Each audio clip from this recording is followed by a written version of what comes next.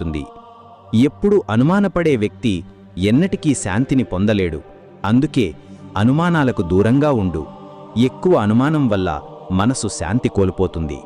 మనిషి గుండెలో గందరగోళం చేసి తన సంబంధాలను నాశనం చేసుకుంటాడు. శరీర సౌందర్యం మనసును ఆకర్షిస్తుంది, కానీ స్వభావ సౌందర్యం గుండెను ఆకర్షిస్తుంది. అందుకే మనిషి స్వభావం ఎప్పుడూ స్వచ్ఛంగా ఉండాలి.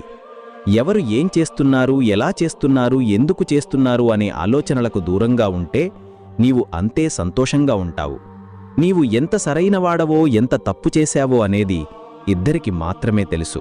ఒకరు పరమాత్మ, రెండవది నీ ఆత్మ.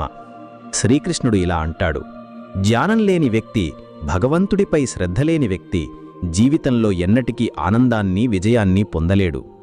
మోహం నాశనానికి కారణం, మనిషి దుఃఖాలకు మూలం. అతని మోహమే. ఎంత ఎక్కువ మోహిస్తాడో